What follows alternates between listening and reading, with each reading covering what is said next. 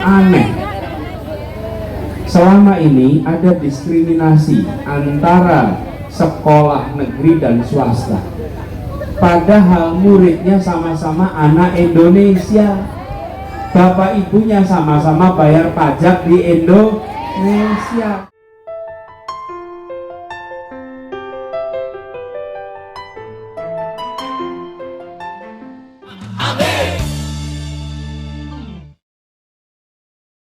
Ya. Assalamualaikum warahmatullahi wabarakatuh. Alhamdulillah wa syukrulillah wala haula wala quwwata illa billah.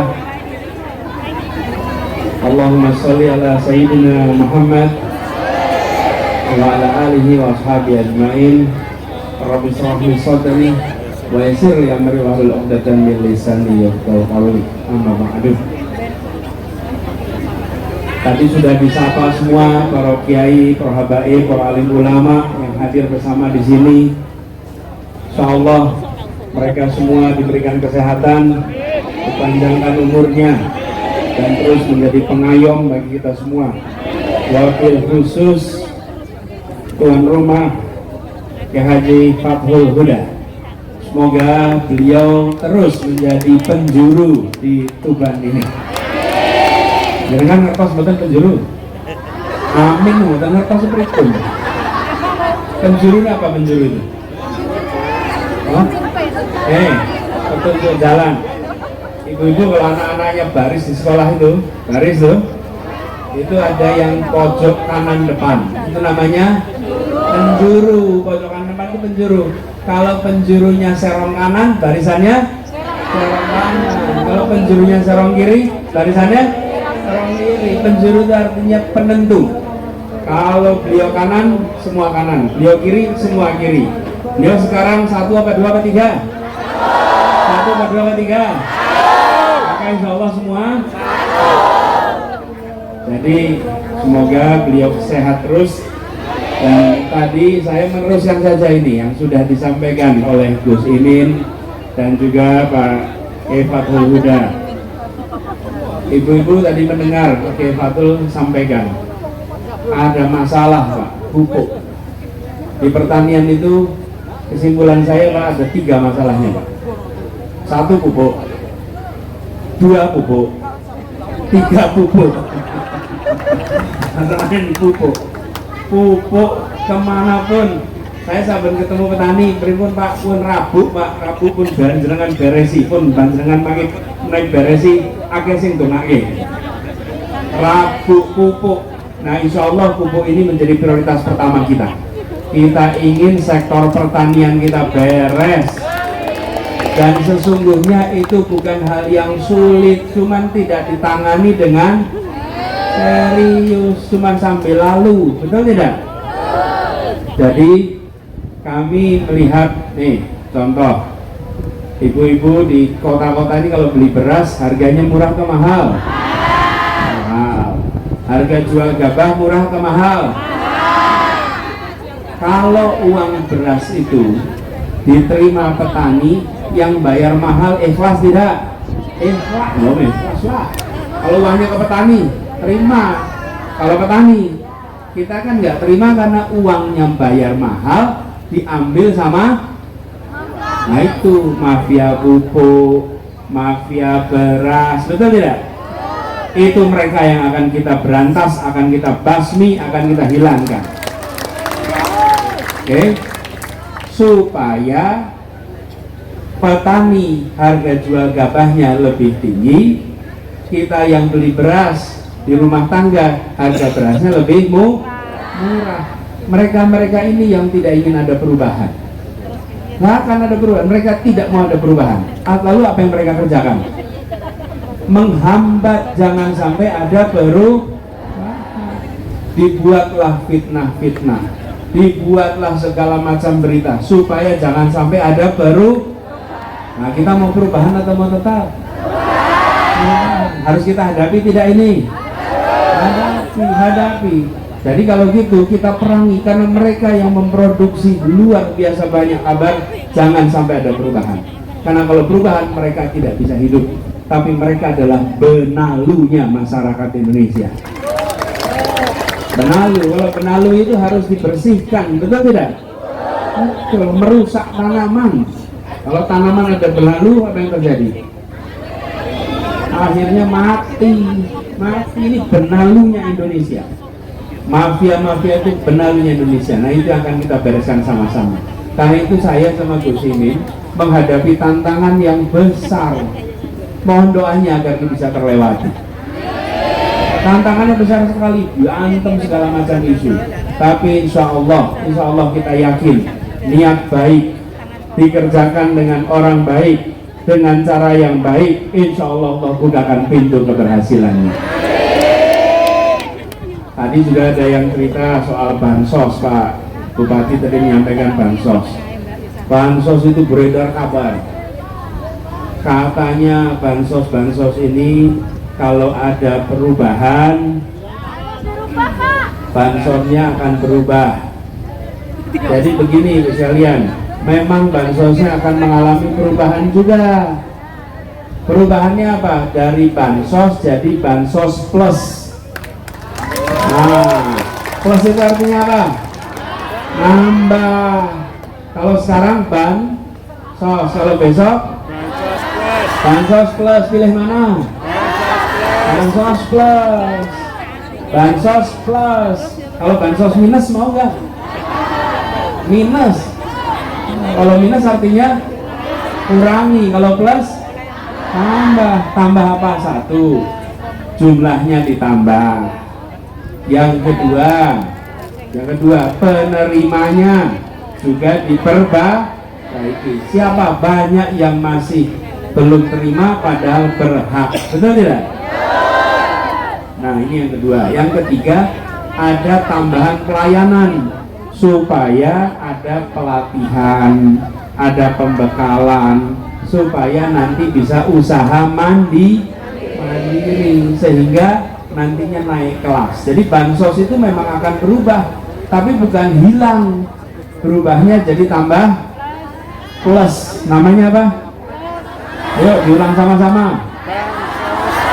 Sekali lagi, bansos plus, insya Allah.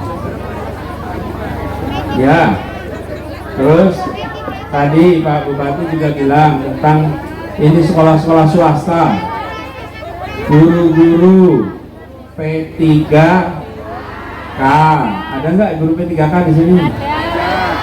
Honor semua ya? Ya, yang honor naik. Nah, ini gini, ini aneh. Selama ini ada diskriminasi antara sekolah negeri dan swasta, padahal muridnya sama-sama anak Indonesia, bapak ibunya sama-sama bayar pajak di Indonesia. Nih contoh, saya ngalamin, kalau anak saya nih, anak 4, 2 masuk sekolah negeri, 2 masuk sekolah swasta. Kenapa yang masuk swasta fasilitasnya kurang dan negara tidak bantu? Bapak ibunya sama, bayar pajaknya sama, kerja kerasnya sama, kok yang satu dikasih fasilitas bagus, yang satu fasilitas kurang? Kenapa? Karena bukan negeri. Lah memangnya mereka bukan anak Indonesia apa? Betul tidak? Lah kok swasta kok dianggap sebagai kompetitor? Swasta itu harus diucapkan terima kasih oleh negara. Kalau tidak ada swasta, tidak cukup negeri ini mendidik anak-anak semua. Betul tidak? Kalau sekolah negeri itu bangkunya sudah berlebih tuh. Lalu ada sekolah swasta, nah itu swastanya mengisi yang tidak perlu. Lalu bangku SMP aja kurang, bangku SMA kurang, betul tidak? Kita akan ubah cara pandang itu. Kita akan melihat sekolah swasta sebagai mitra yang bekerja bersama mencerdaskan anak bangsa. Jadi negeri swasta dapat dukungan yang sama, termasuk soal guru. Loh, kalau diangkat jadi guru pemerintah lewat P3K, kenapa harus dicabut dari sekolah swastanya? Biarkan dia tetap di swasta, malah memajukan swasta. Toh yang dimajukan adalah anak-anak kita, betul tidak? Jadi kami akan melakukan perubahan itu. Jadi perubahannya itu bukan di awang-awang itu. Perubahannya itu nyata. Tapi nih, untuk melakukan perubahan harus punya kewenangan. Kalau tidak punya kewenangan, tidak bisa bikin perubahan, cuma bisa usul. Kalau usul diterima, alhamdulillah. Nggak diterima, Rasulullah.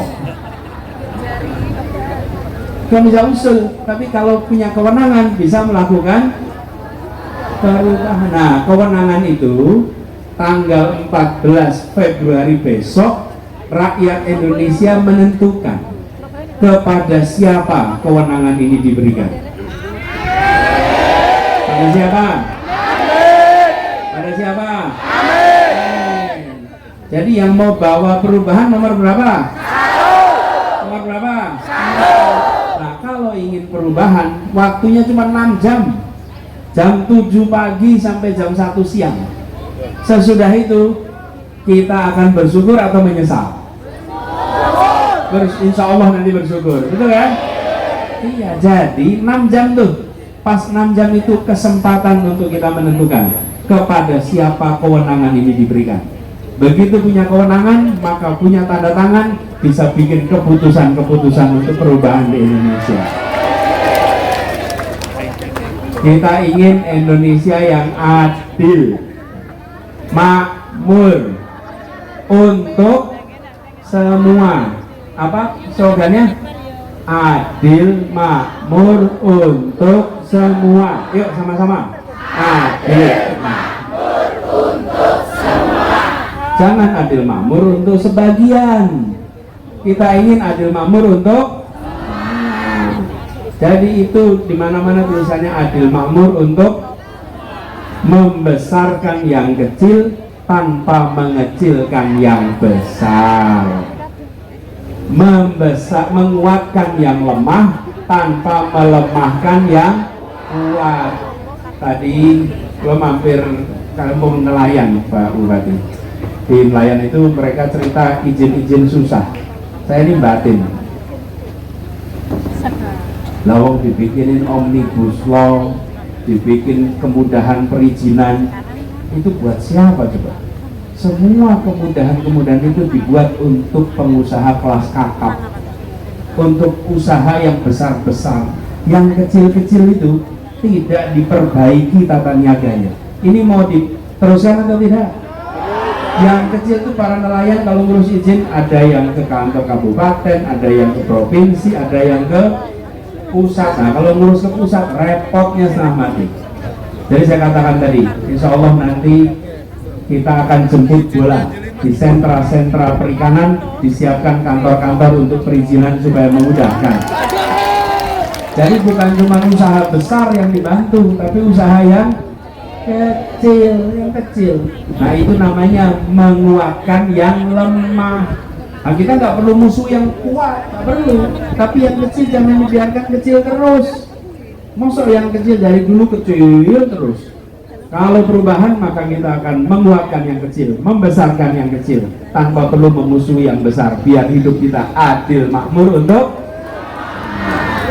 Jadi buat sekalian, nomornya berapa yang perubahan? Angkat tangannya. Angkat tangannya. Satu. Insya Allah di Tuban nanti yang menang perubahan. Itu apa semua? Saya bersyukur sekali bisa silaturahmi semua di sini. Alhamdulillah. Dan seperti disampaikan tadi, saya memang betul Pak Bupati malah sudah tahu saya ziarah ke Sunan Bonang pada waktu itu, dan memang kami itu merasa datang ziarah, mudah-mudahan bisa mendapatkan berkahnya, dan kami itu jalan itu memang senyap. Dan kita ingin sampaikan kepada semua bahwa kita ingin menjaga agar tradisi Aswaja bisa terus bertahan dan berkembang di Indonesia. Ini penting sekali disampaikan supaya kita semua yakin bahwa perubahan yang kita lakukan adalah untuk keadilan, terutama sosial ekonomi, dan sambil menjaga agar akar tradisi kita tidak tercerabut. Setuju? Nah, ibu sebelum berakhir, kalau boleh, apa HP enggak nih? Bawa HP. Ayo, HP-nya keluarkan. Keluarkan HP-nya. HP-nya punya video enggak? Punya video. Ayo, nyalakan videonya. Memorinya cukup enggak? Buka HP menurun Pak. Ayo. Kalau sinyal insya Allah di tempat Pak Bupati aman sinyal. Aman sinyal. Yang sering kurang aman itu kan memori sama kuota. Kuota aman. Aman, ya aman. Nah ini videonya dinyalakan. Oh kita kan mau ngajak semua pemenang dong.